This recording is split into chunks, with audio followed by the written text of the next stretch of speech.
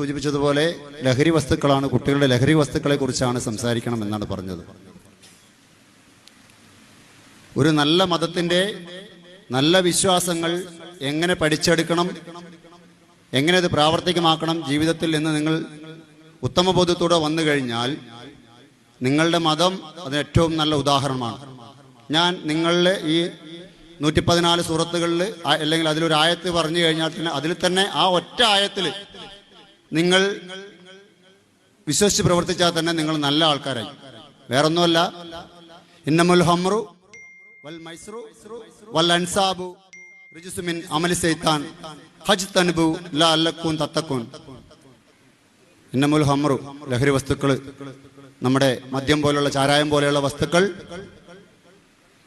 മയക്കുമരുന്ന് പോലെയുള്ള വസ്തുക്കൾ, ചൂതാട്ടം, ചീട്ടുകളി, മടുക്കകളി, ഇവിടെയൊക്കെ നമ്മുടെ ഏരിയയിലുള്ള ഒരു കളിയാണ്.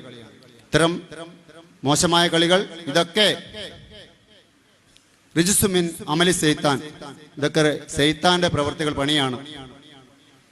ഫജ്തനിബു, അതെല്ലാം വർജിക്കൂ, നല്ല വിശ്വാസിയായി തീരും എന്നാണ് ഈ ഒരു ആയത്ത് പറയുന്നത്. ഈ ഇത്രയും കാര്യങ്ങൾ നിങ്ങൾ ചെയ്യാതെ നിങ്ങൾ നല്ല ആൾക്കാരായി.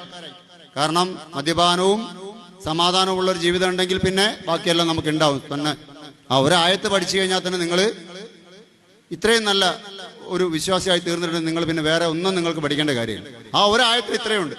അത്രയും എത്രയോ ആയത്തുകൾ ഈ 114 സൂറത്തുകളിലെ ആയത്തുകളാണുള്ളത്. ഇതൊക്കെ പഠിച്ചാൽ നിങ്ങൾ ആരായിത്തീരും, എത്ര മഹാന്മാരായിത്തീരും, ഇത്രയും നല്ലൊരു മതം വേറെയുണ്ടോ എന്ന് ചോദിക്കുന്ന അവസ്ഥയിലേക്ക് അവരെത്തിത്തീരും.